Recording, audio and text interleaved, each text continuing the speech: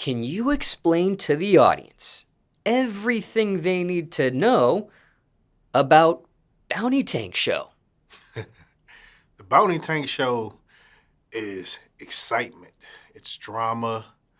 It's comedy. It's real life experiences that people go through. There's no stage.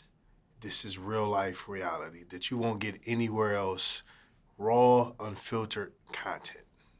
And where can those in the audience that's hearing about this for the very first time get that at? You can find Bounty Tank, any of my videos at YouTube. You can go on Tubi right now, all the old episodes, but season 6 specifically, you can find on YouTube right now. It's streaming right now. And what's that channel name or that handle on YouTube? On YouTube, you can find season 6 at Bounty Tank. All handles, Bounty Tank. Now, is the title of this show self-explanatory, or is there a deeper meaning on why you titled it the way you did, zooming back all the way before the first episode of season 1? The show stems back to just me starting this and creating something special. So it starts with me. I'm not a one-man show, but it does start with me creating this. So it stems back from when I first started, and that's me creating it. And why self-call it your name with the show title there? I believe I named this show self-titled because I bring a different flavor to this business. Everyone's familiar with Dog the Bounty Hunter. He inspired me to show that you can do this job a completely different way. You can have a completely different swag. You can have a different flavor. You can still accomplish the same goals and same things, but just a different way, and have some flash with it, have some flavor with it. So that's why I named it Bounty Tank, because I am that change. I am that different lane that you haven't seen. And speaking of Dog the Bounty Hunter, do you know him personally by any chance? I don't know Dog the Bounty Hunter personally. I have had dealings with his son, Leland Chapman, so I know of the family, but I don't know him personally. We've probably passed here and there. We've never really had any physical words together, but I know his son personally, and he's a good guy, you know what I mean? So those are positive dealings you're alluding to, or negative here? Very positive dealings with his son, yes. Now, were there any scrap titles, perhaps, for this show? What do you mean by scrap titles? Titles you were thinking about calling this show, but it ended up being called what it is the audience is used to at this point for season 6? The show has always been called Bounty Tank. There was no other titles that we were going to use. It was always been Bounty Tank, and it's going to remain Bounty Tank, the hunt. That's it, yeah. And zooming back out once again, starting with season 1, episode 1, are there any unknown facts or stories in regards to this show that's never been publicly mentioned before? Actually, yes. There is a story, and I will dive into it briefly. Season 1, this was my beginning of doing this in this career. I was fresh, and I was green. I had a case, $100,000 case, and there was a young lady, and I was looking for her child's father. Okay, so what I did was, and I wouldn't do this now today because I'm a little older, but I infiltrated her. I pretended to be interested in her. We dated for a while, about 3 to 6 months, until I got in close with her. And then her child's father came over one day to pick the kid up, and I arrested him. So I went deep undercover. This was my early years. I couldn't imagine myself doing that now. And you mentioned the phrase older here. Just for those in the audience getting to know you for the very first time, care to share your age at this point? I'm 37 years old. I'm 37 years young. We'll say that. I'm 37 years young right now. And your birthday while you're at it, the month and the day perhaps? December 5th, 1986. I'm a Sagittarius. I like long walks on the beach, and yeah. Now, any other unknown facts or stories in regards to this show over the various seasons? Never publicly mentioned before. It could be in regards to creating it, recording it, or releasing it. I'll say this. There's a situation that transpired with me hunting that I've talked about it, but there's no video, there's no content to it. And that was my first time being in Detroit, where I was shot at, and my life was at danger, and I was running for my life. I spoke about it multiple times, but there's never been any content to capture it. That's one of the things that actually helped me develop as a hunter and make me more street savvy in how to move and navigate through this business. So, just to be clear here, there was footage, it just didn't air, or there was no footage of it There's at no the time? footage. There is no footage whatsoever. I wasn't filming at this time. This is probably like I was probably 6 months in the business, so I was really green. I wasn't recording at this time. No. Now, had there been footage of this incident? No. No, I'm saying, Oh. hypothetically speaking, had there been footage of this incident, would you have placed it on the show? I would. I pride myself on showing people the real unfiltered content that goes on in this business. So if there was a situation where you see me getting shot at and I'm running for my life, I'm going to post it. I post many embarrassing clips of myself making mistakes all the time. I fell through a window. People thought it was the most hilarious thing in the world, but I posted it. So if I mess up, you're going to see it. Yeah. And speaking of shootings, have you ever been hit before? Thank God, and I'm going to knock on some wood on this chair, I've never been shot. No, we're going to keep it, and I'm going to keep it as God covered me. I've never been shot, and God forbid I never am shot, ever. You've been shot at, Yes. but not hit. Not hit. Thank God. Thank God. Now, what's your favorite part of this show? Oh, man. You know, my favorite part of the show is the moment where I know where they are, and I know it's about to go down. The adrenaline is pumping, the blood is flowing, my team is thrilled, they're excited. They don't really know what's going on, but I know because my gut, I have very good just bearings and knowing when something's about to go down. And when I feel it in my stomach, that's the most exciting feeling when I know it's about to go down. And I know I'm about to capture somebody. Now, can you give the audience 5 reasons to watch this show? 5 reasons. Okay. Inspiration, motivation, entertainment. You're going to see educational. It's very educational. And also, we got to get a 5th one. Fun. Just have fun. It makes you look at life and say, you know what, this guy is doing this. He doesn't care about what no one is saying. He's living his life, and he doesn't care what anybody's saying about it. It's very it's fun. It excites you. It motivates you. You want to keep watching it. Craziest rumor you heard about yourself? The craziest rumor I heard about myself, this was probably about a year and a half ago. This girl accused me of stealing her TV and kids' toys, which crazy. We kicked the door in, we went in, and we arrested the person we needed to. We left. Now, afterwards, somebody came in and cleaned them out. But they accused me of stealing like a 15-inch TV and some kids' Toys R Us toys. I was like, what the fuck am I going to do with that? But yeah, that was the craziest accusement I've ever had in my life. Stealing a 10-inch, 15-inch TV and some kids' R Us toys. Now, have you addressed this publicly previously, or is this your first time? No, it's my first time. I didn't give it any energy because it was just complete BS. So no. And how did that rumor even start? The lady so the guy I arrested, his girlfriend, she started making that rumor just off of just being salty because I kicked her door in. So you know, in this business, people are gonna lie and make up stuff. That's just the nature of the business. Now, in this particular rumor, you never cleared it up. This is the first time you publicly addressed it and responded to it. But generally speaking, zooming out, what's your policy on rumors? I don't care about rumors. You can say what you want. As long as the authorities know what really happened, the people I know work with know what really happened, God knows what really happened, I don't give a hell about what you think. I don't. I mean, there's always going to be rumors. People are always going to make stuff up. Now, were you always like this with this mentality, or was this something you grew into? This is something I grew into.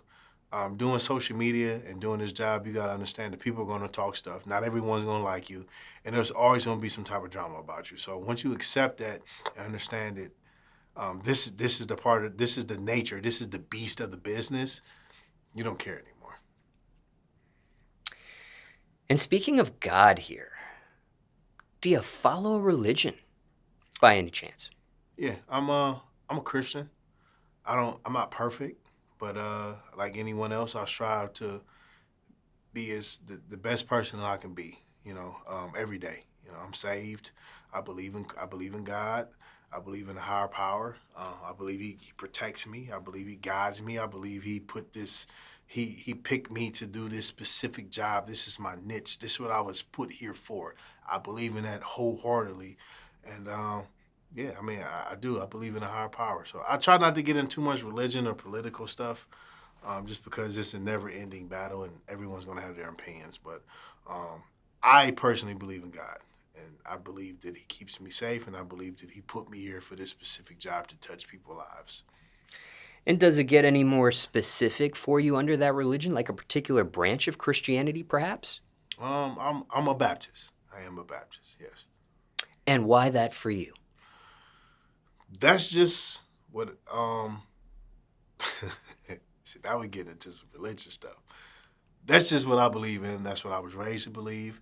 I don't not agree with other, let me not say not agree. I don't, what do you say? Other religions are other religions. If that's what you believe in, that's what you believe in. I specifically believe in this. I don't criticize anybody if they believe in anything else. If you believe in God, you believe in God. And as long as you understand there's a higher power, that's fine.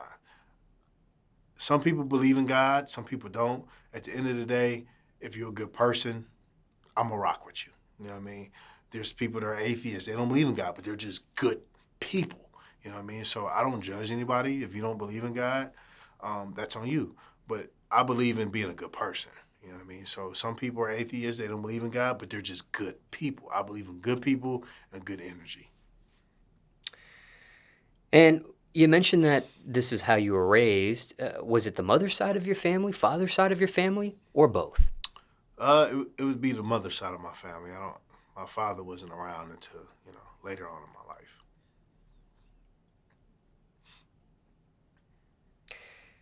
Now, is there a question you receive you dislike getting asked? Something you can't stand to answer, perhaps. Maybe it's a repetitive question, something you receive all the time. Could be from fans or strangers asking you this. Why do you record? Why are you recording people? I get that question all the time. And some people say I'm exploiting people. The truth is, I just record my life.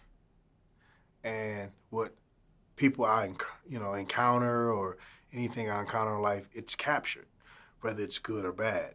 So I'm not trying to exploit people. I'm literally just showing you my life and what I'm doing and what I encounter. That's it. So I get tired of hearing that question. I didn't wake up like, I'm going to exploit people. It doesn't work that way. I'm literally just showing you my world. That's it. No different from any other reality show where they're bringing you into their world. I bring you into my world. It just happens to be a very messy world, but it's my world and what I deal with. So I get tired of hearing that sometimes, yeah. Has recording this lifestyle, this job, et cetera, has that also saved you in a sort of sense? Maybe you apprehended someone or caught someone, whatever the correct verbiage is there, and it would have been he said, she said if there was no recording of it. I'm going to tell you this. Recording has made my job so much easier because when you pull up with a crew of people and you got a camera, people are less likely to do some bullshit. They're on camera. Most people are not going to pull out a gun and shoot you on a camera. Most people are not going to pull out weapons and hurt you on a camera. Now, they will act out, but the camera part has probably settled people down and sizzled the heat between people and how they feel because they're on camera. So I think it helps. On that same note, have people eluded you in a sort of sense because they saw the crew of people, they saw the entourage, things of that nature? I would say people that I'm asking questions to, they'll avoid it because they're on camera. So what I'll do is, if I feel like they want to talk, but they're nervous about the cameras, I'll cut the cameras off. So yeah, sometimes when you talk, no one's going to tell on camera unless they just really don't give a fuck. But 90% of people, they're going to say, I don't know, because there's cameras. So when I can feel that, I'll say, hey, cut the cameras. Or I'll be like, hey, whatever you tell me, this is confidential. We won't put this in the video. And then they'll talk, and I'll cut the camera. So it's a double-edged sword. And you abide by those words? Yes, I stick to my words. I'll never put nobody on Front Street unless they just really don't care. If someone says, hey, I don't want to be in this, I want to be anonymous, then that means I don't remember them. I can't remember them.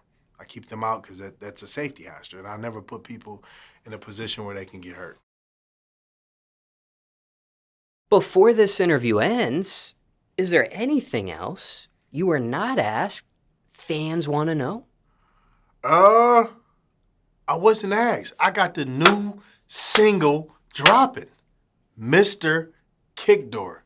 We dropping that next week. The single basically describes my life, kicking doors in, people owe me money, and that's where we going. Mr. Kick Door. It's going to be a classic, theme music. It's going crazy. Yeah. And this outfit that you're currently sporting on camera, is this something that's purchasable, if that's a word, as well with the music? You definitely go This is exclusive KDU merch. If you don't know what KDU stands for, it's Kick Door University. All right, it's not about just kicking doors in because of my job. It's about kicking doors in of opportunity of people that close doors on you. I'm doing things that no one else has accomplished. I'm in my own lane, so it's Kick Door University on everything. Exclusive merch. Of course, it's on kickdooruniversity.com. And right now, lucky for you guys, we have open enrollment. We're taking everybody to come on in. Come on to the university. Get you a jersey. It's about progression, being successful, and just beating the odds, man. You know what I mean? Fuck adversity, man. We adapt to it, and we eat it. And as far as the song, going to make an assumption here that it will be available on all digital streaming platforms? Everything. It's going to be on everything. It's going to be, Martha Stewart's going to play it. It's going to be everywhere. And let's just dive once more with your socials, your most prominent socials here, because there could be fake profiles about you and things of that nature. Can you share the official handles to your most prominent, most frequently used platforms personally? YouTube, I'm going to keep it simple with you guys. YouTube, @bountytank. Instagram, @bountytank. Facebook, @bountytank. If it don't say @bountytank, just the words together, @bountytank, not space, it ain't me. It's all together. And it's pretty simple. I keep it consistent throughout all my platforms. OnlyFans? I don't have OnlyFans. Do you have OnlyFans? The audience wants to know. I don't have an OnlyFans. The audience wants to know, do you have OnlyFans? What is your opinion on that platform? Hey, man, hey, I don't judge. Get your money. Get your money, man. Get your money. I ain't judging nobody. If you on OnlyFans making some bands, do what you got to do. If you can live with it morally, go ahead. Now, OnlyFans doesn't just have to be for sexual content, which may be something you're alluding to here, but was there ever a thought on maybe placing certain types of content from your show, your variety of seasons on that platform? Nah. Was there even a thought of... If I want to show some exclusive, raw, filtered content, you could just go and subscribe and be a member to the KDU channel. You could be a KDU member. It's $2.99. You get longer videos. You get unfiltered content. You get unblurred faces. You could just become a member. I don't need to go to OnlyFans. You could just become a KDU member. That's it. And just curious, because sometimes there can be sensitive guidelines with YouTube, so didn't know if maybe there was content that you couldn't place even in that membership channel that you thought of placing. Oh, you can put anything in the memberships. It's full go, throttle. Whatever you want to put in there, it's a go.